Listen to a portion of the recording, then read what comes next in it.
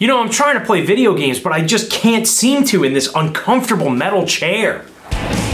Well, Kieran, you should try eWin Racing Gaming Chairs. eWin Racing Gaming Chair.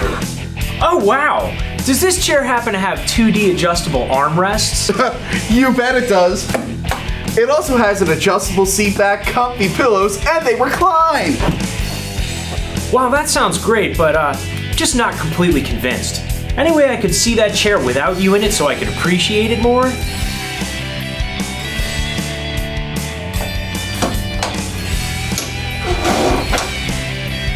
Wow, man, this is so comfy. I just want to sit in it for the rest of my life and gorge myself on food. Would this thing happen to hold me if I were to, say, weigh 500 pounds? That won't be a problem. This chair was practically built with that in mind. Huh. Well, let's just say every time I sit in an eWin, I win. Check out the link in the description and get your eWin Racing Gaming Chair today. Hey all, James and Justin here, and we are in the... What is it? What even is this? The Cinemassacre video store. Okay, I blacked out for a little bit there, and here we are. Yeah. So how's it been, guys? Oh, good. Yeah. And you'd like to rent Scott Pilgrim versus the World. So let's talk about that. Yeah. So this movie is a video game movie. It's a comic book movie. It's an action. It's a comedy. Yes. Like, what is this? It's like a video game. It's one of the best video game movies not based on a video game. Yeah. Yeah. It's good. Yeah. Yeah. It references so much. It references pretty much any kind of artistic medium under the sun is what I've noticed, and that's what makes it so entertaining to me. I've never personally read any of the comic book or the graphic novels. Yeah. Would you say? Yeah. I've never read those. Have you? I haven't read them. Like, actually, Tony gave us all these. He has read them. Yeah. There's 6 of them. And now I have. Now I'm reading them. A lot of people say it looks good. A lot of people call it a manga, even though it's definitely not, because you read it the right way. Yeah, a manga is like it's all backwards. Yeah, isn't it? but it definitely feels like one, which is weird. Yeah.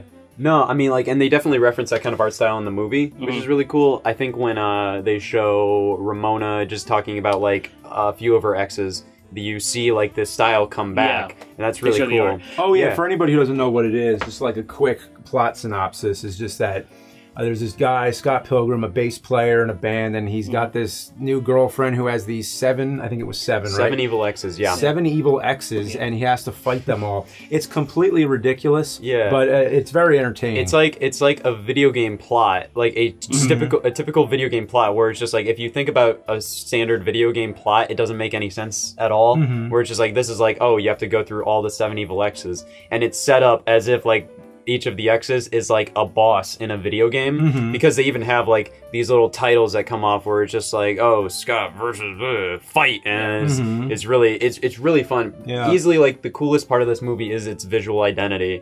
I think easily, like, it references not only video games but the comic books, other movies, TV shows. It just does so much. I know the artist, or the writer, the creator, Bryan Lee O'Malley, worked hand in hand with Edgar Wright to make it, and the 6th book wasn't even out yet, so they borrow from each other's work, because a lot of things from the movie went into the 6th book. Yeah, how much, I don't know, how much of, like, the ending of the movie would you say is, like, how much of the movie is similar to the series? I think it's very close. There's a lot of relationship stuff that because the whole movie's about, like, relationships and boyfriends and girlfriends and being in Toronto, I guess, whatever.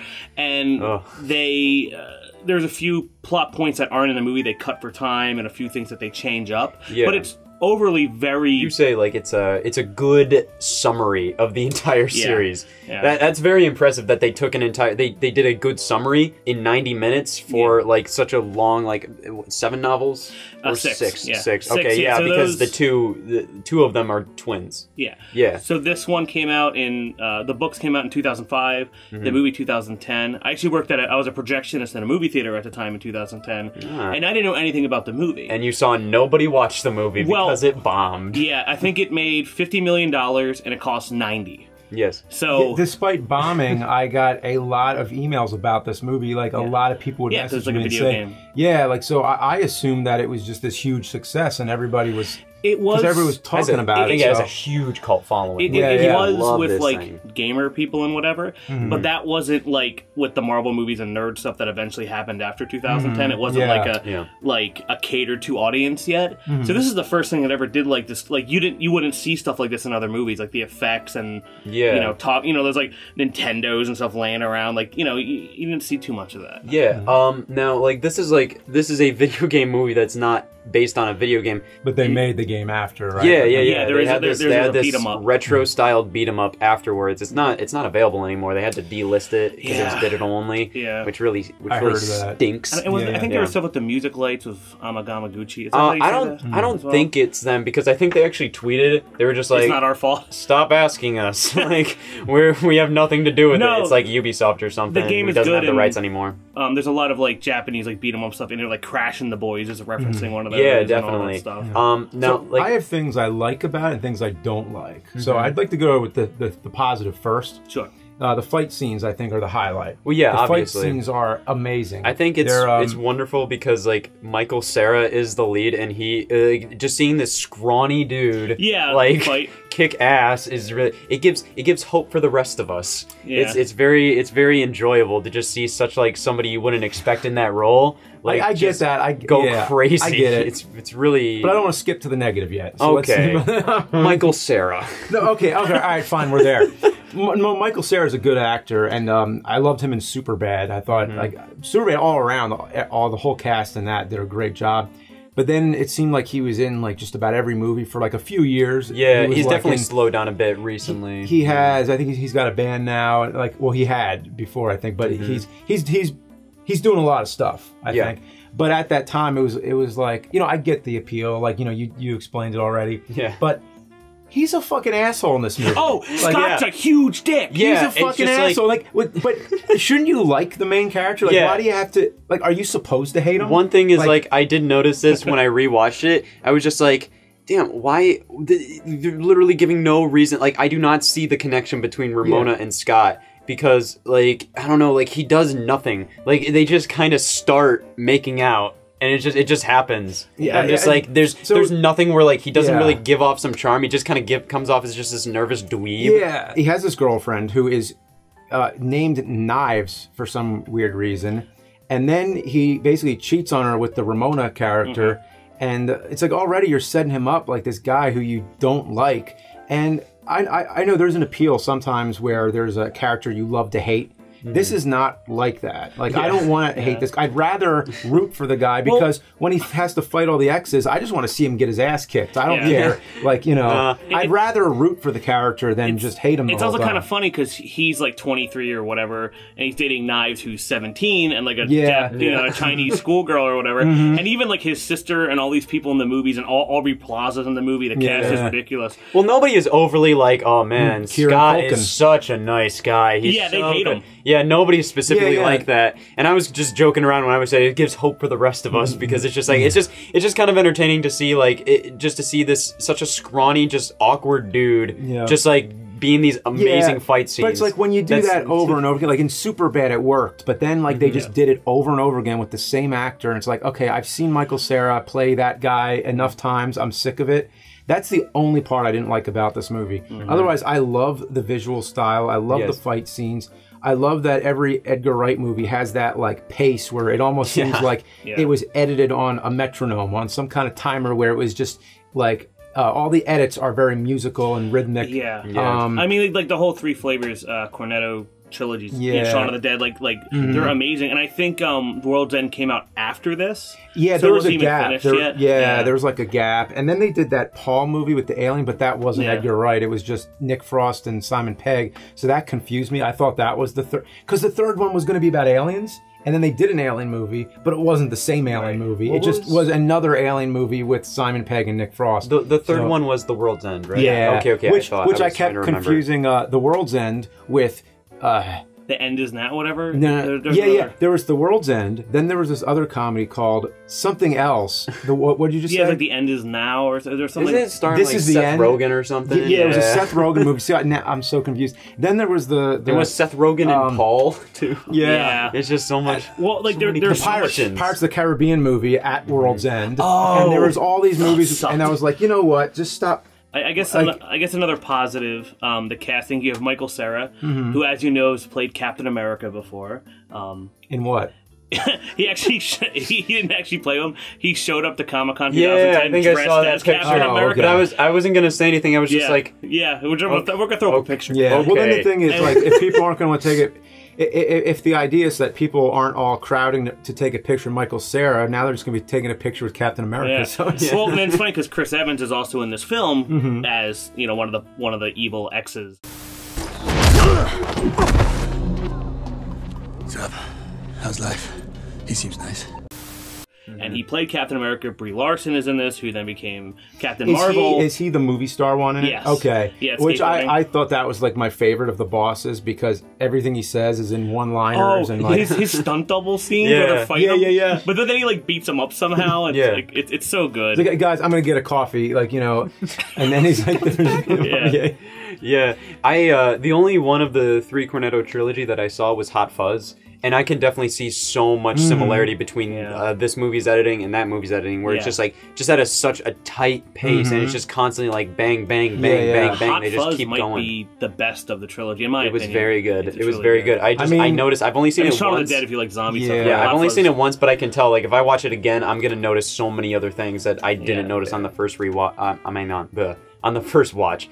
But I think what's really interesting about this movie's visual effects is that they use CG in places that it's just like they had to, where it's just like this wouldn't work with practical effects, where it's just like so much is just all these visual flair, visual flair, and like you see all these coins falling down, which there were actual coins there and stuff like that. But it's just like they use it in ways that doesn't feel cheap, or like they just like, we could do this in real life, but let's just do CG. But no, they do it in ways that just like CG excels in. Yeah, well, there's a lot of really words, like lots of words come up on the screen.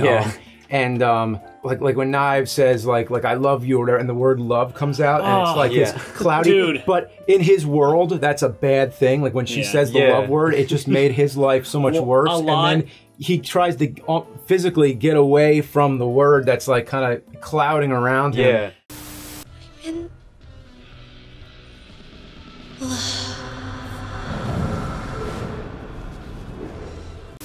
I mean, if you look through the comic, the graphic novel, manga comic, when you look through it, a lot of the scenes they just took directly from and tried to visualize it the best they can, and the only way to do that is with the proper CG and stuff. But they didn't go too over. It wasn't like, I mean, it was heavy-handed, but it wasn't like in your face. It worked. It blended really well. I mean, if this was directed by anyone else but Edgar Wright, it probably would have been a disaster. Yeah, I think one of my favorite, just like, I thought this looked really cool, like near the end scene when he was just like fighting off so many of like these like henchmen or whatever, and it's just like he was just slashing through them, and they just immediately just burst into coins, and like you see like the coin silhouette of the person, and they just fall down, and he did it so many times. I was just like, oh, this is and then on the ground are the pile of dead coin bodies. Yeah, you see all these like outlines of coin bodies. I love that. I have to mention the piss meter. Yes, I was writing the nerd movie at the time. So I was still writing the nerd movie, and when that part, because I had the idea for the piss meter also, and when I saw it in this movie, I was like, oh man, they'd use it, and they nailed it too. It was like so good. So I'm like, all right, well, I'm not using that. So. It just randomly appears. There's so many little things that it's just like, it's totally unnecessary, but it just randomly appears. Where just like, he just pees, and then it's just a meter on the top. It just goes down. There's so many just fun little visuals, and it's just like so many different like fonts and types of like you said, like all the words that appear. Like they use like these like, I don't know, like these title card things where it's just like, oh, in Toronto, Canada at the beginning, and then like stuff like, oh, you have like the video game piss meter, and like stuff like the fight, like versus fight and all that stuff, like KO. Yeah, there's so many different things. The way things enter the screen, the way they enter the frame. Like there's a scene where his roommate, played by Kieran Culkin. Kieran Culkin? Thanks for coming out, man. I mean, thank you. Igby Goes Down, Scott Pilgrim, you were great in that, and I really love that. I really love that movie. Cool. Oh no, I mixed them up. It is in a scene that, but you don't know he's there because I forget exactly how the scene goes, but Scott's in the scene, and then all of a sudden, like, Kieran sits up into the frame. Yeah, and in the bed. Like, yeah, and then somebody else sits up the too. boy, and it's the other boyfriend. Yeah, the boyfriend. And then the third boyfriend. Yeah. Yeah, and they all start like sitting up into the frame, like they were all there the whole time, and like that is great. Yeah. Well, one of the best scenes is when Knives comes to the door when he's still like kind of cheating on her or whatever, or he has to like dodge her. Is Scott here? You know what? He just left. Really? Yeah. Sorry. Even like stuff like that, it's just like they do so many things that are just like so. I think like one thing that I found very impressive with this movie is that it does a lot of like the actors do a lot of like very dramatic, like, I don't know, poses, like, I don't know, like when you see them uppercut, it looks like how you draw a cartoon character doing an uppercut, where it's just like it's that, and that can look super awkward when you do that in real life, but they nail it. They make it look so natural when they do that, and like stuff like even some of that stuff I know is like was not even like altered like with CGI or anything, because like there was one scene when Scott was throwing like a package back into the trash can. I believe Michael Cera literally did that. Like he had to do so many takes where he's throwing the package into the trash can behind him. Like, he had to do like 30 takes of that until he nailed it. So yeah, 8 o'clock. Did I go in? Cut.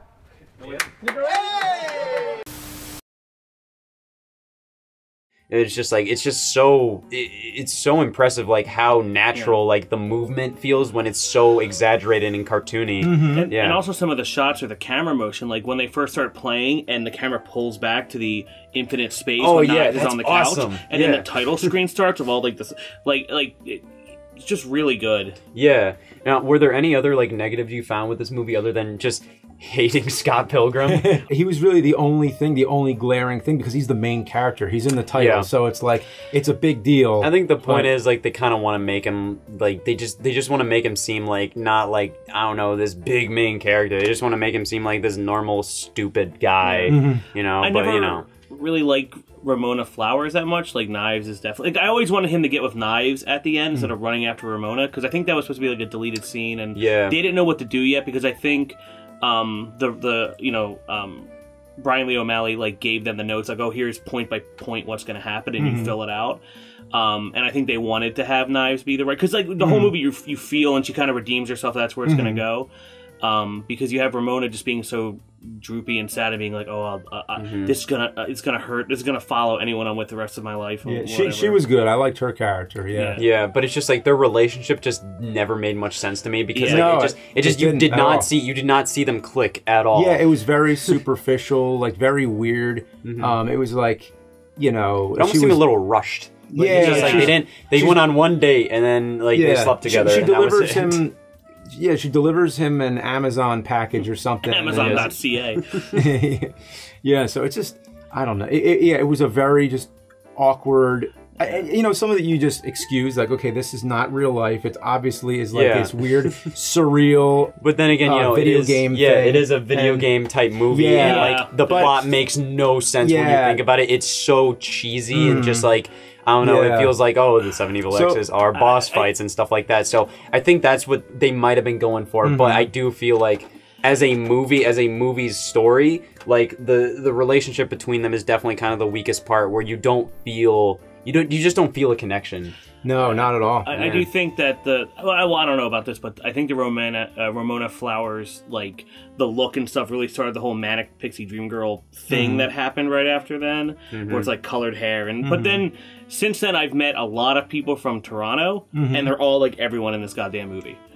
Every single person I know, and you know who you are if you're watching this, but like there's a lot of people. Like I was like, oh, I never met a lot of these people like this, and they're just like, oh.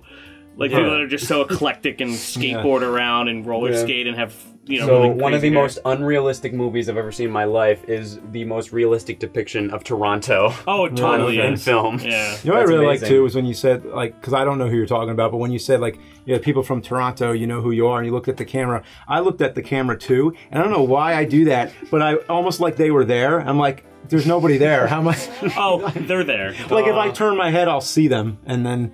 To back up a little bit, when I said I worked at a movie theater, and I'll tell you why this bombed. What movies came out that same weekend? What year was this? 2010. 2010, August 13th. August 2010. I'm trying. I couldn't tell you. Yeah. The Expendables. Okay. Yes. Which had a huge marketing budget and just killed this movie. Avatar. Nope. No, Avatar was like late 2009. Was it? Okay. I think. Eat, Pray, Love.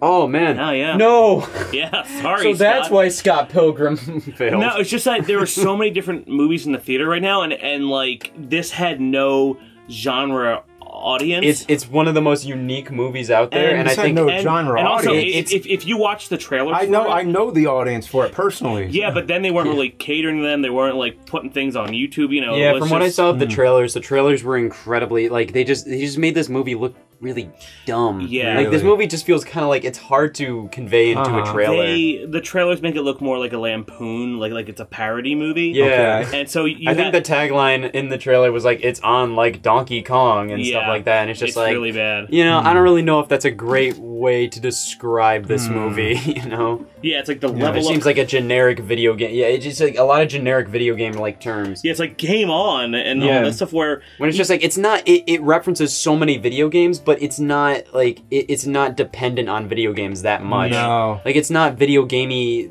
enough to really warrant it being like its entire identity because they do a lot of comic book stuff and they do a lot of other references to movies and stuff like that. So that's why I'm saying it was so confusing when it came out, where you know what you're getting with the Expendables and you know what you're getting with Eat, Pray, Love, but like I didn't even know. Like I worked at the damn movie theater and I didn't even know it was coming out. I never knew about the the novels and stuff. So I would just walk by the projection with them like, what the hell's going on in there? You know. Wow. The only other note I had was I was just curious about like since I hate the character Scott Pilgrim, what characters did I like? To choose a favorite, I think I like the character Kim Pine, played by Allison Hill. She's the drummer in the band, and as a drummer, you know, you're always sitting behind the drums, and like you don't get your say as often. You're kind of just waiting, but then she always speaks up at the perfect time and makes these sarcastic comments. Scott Pilgrim is dating a high schooler. Really? Is she hot? How old are you now, Scott? Like 28?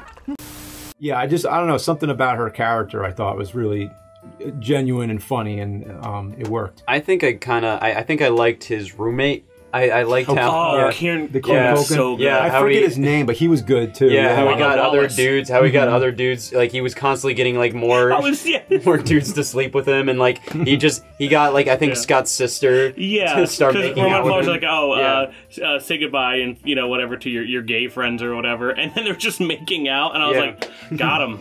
Yeah, I liked him, and he just had. I mean, like you say, you hated Scott Pilgrim. As the character, and like he kind of put him in his place a lot of the time. So I really liked him. What about you? Your favorite character? Both of those are really good. Yeah. I thought I kind of like Gideon, the bad guy. Yeah. Because I liked how he like. Which one was he again? He was the main bad guy. The final one. Okay. The final one. Played by Jason Schwartzman. Yeah. You know what? I kind of got the final Evil X mixed up a little bit with the first one. Yeah. A little bit. Yeah. They had very similar like hairstyles, and they just had kind of a similar like demeanor, but that's what I pictured when you said him. I thought you meant the first one first. Yeah. Well, the first one had like eyeliner. I don't know. Like the whole end fight scene is just so good, and then with the extra life stuff and like the swords and the self-respect sword versus like like all that stuff. I really like all the video game references. Like the movie opens up with Link to the Past music, and that's really fun. Oh, it's funny, because in the music there's a lot of songs that are Zelda songs or otherwise that are just like this lullaby. Oh so yeah, they play the fairies. They play the Great Fairy Fountain music.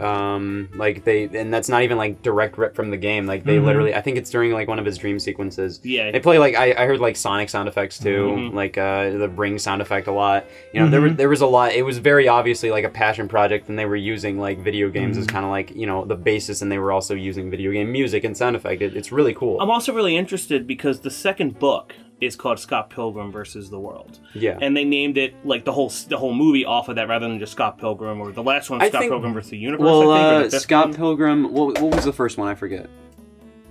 What was the first one called? First one? Where is the first one? The first one is on the bottom. Scott Pilgrim's Precious Little Life. Yeah. I feel like that title kind of just totally like feels the most right for the movie. It's kind of like Game of Thrones, because I think that's the second or first book. Yeah. Not... Yeah. Because I think it's like the whole thing's like Song of Fire and Ice or whatever. Yeah. I guess that's, you know, not to compare Scott Pilgrim with goddamn, you know, Game of Thrones, but it's there. Yeah, I just feel like because, you know, you're focusing on all the evil X's, I think the title of Versus the World makes the most sense. Yeah. It just feels more iconic. It feels like, it feels right. Speaking of the X's, I like how he's like, "Oh, you're 7 evil boyfriends," and she's like, "X's." Like, yeah. Oh, and then like the girl one shows up and yeah, it's definitely. And then you have the twins with the Battle of the Bands fight. That was really cool. Did she date them at the same time? What was that? Did she date them at the same time, or was it like what was the deal? Yeah, the Battle of the Bands was great with the dragons and the music. Yeah. That was awesome. I mean, as a music guy, what do you think about all like would you go see the Sex Bob-ombs? The Sex Bob-ombs? Yeah, I would see the Sex Bob-ombs. Yeah. I love the guy who's reading it, who's like, all right, next we have Sex Bob-omb. Yeah, it was awesome. I so many things, like just everything, every sense you could experience from this movie is pretty. It was pretty satisfied. Yeah. I think, you know, like it was visually really, really great. It was very funny movie. The music was really good. They used like some really good choices. They used the Seinfeld theme. Yeah, they did when they showed the house. Yeah. Yeah, I mean, this movie's all over the place. Yeah. But but it doesn't feel like it's not hard to understand, which I think is a huge accomplishment. It's like to do all this and to make it coherent is really impressive. It's very quick. Like one of the scenes that kind of shows how the movie is kind of like the comedy is. He's like, "Oh, hey, you want to see where I grow up?" Like, they're at their apartment. Sure, where? Right here. You know, it's like, oh, because it feels like set pieces that are all jammed together, because it does feel like video game levels. Yeah. Just one after the other, and then they backtrack and go through it again. And I don't know, it's just a very awesome film. It's weird to say, we're like, oh yeah, it was good, oh, it was awesome, oh, it was good. Yeah. And that's all we say, you know? But yeah, so of course, as you hate the main character, what would you rate this movie? Like, on a scale of 1 to 10? Especially with I just want to know, like, if you didn't really if you didn't have anything else you hated other than the main character, but you know he is the main character. I'm just kind of wondering where you kind of lie. It's such a weird thing because I mean I don't give ratings anymore because it's just kind of like hard to. Yeah. It's too hard for me to be like, okay, well I give this movie this, but that movie it's like I kind of need more to compare. It's really a comparison. You could obviously do like grades or thumbs up or something like that. I don't know. The best way I can say it is I love this movie, but fuck Scott Pilgrim. I agree. You're a way better Scott. Thank you very much. You know. Yes, I was worried we were going to go a little too deep into the name thing. Oh, that's why we picked it. Oh, okay, yeah, that's why we did it. I hate this movie. Otherwise, it's a terrible movie. Yeah, but no, I really do enjoy this movie. This is a movie that is consistently rewatchable for me. I do like throwing it on in the background, and it is kind of like the other Edgar Wright movies, just because you kind of notice new things each time. It's very well thought out. It's super highly detailed. Yeah. It's overall a wonderful time. And listen, if you want to watch something, just put it in the background, not really pay attention. You should watch Scott the Woz on YouTube. Yes, Scott the Woz. Scott the Woz versus the world. Yes, thank you. Scott the Woz versus YouTube. Yes, that'll be my next magnum opus. I'm sorry. Oh God. Hi guys, Tony here. Sorry I wasn't in this review. Justin thought it was more important that he would be in the review because he had experience being a projectionist the weekend the movie came out, you know.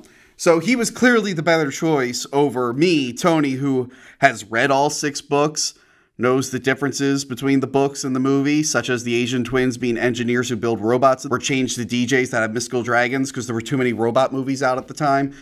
You know, it's more important he was in the review over me, someone who knows about subplots that were omitted from the film, like Knives Chow's dad hunting down Scott. Justin really had some good insight because he knew Eat, Pray, Love came out the same weekend as Scott Pilgrim, so he clearly needed to be in the review. You know, not Tony, who actually did a video that was reblogged by Edgar Wright. You can watch that somewhere here. Yeah, so I hope you enjoyed his insights into the film, such as Expendables came out the same weekend, and how he wanted Scott to end up with knives, even though the whole point of the story is that Scott needs to mature and take a risk in future relationships and get over his ex, and dating a high school girl is kind of just taking the safe way out. But, you know, Justin Justin knows his stuff. I guess being with knives is the better ending, even though it contradicts the entire point of the movie. Okay, guys, I'll see you next week. Bye!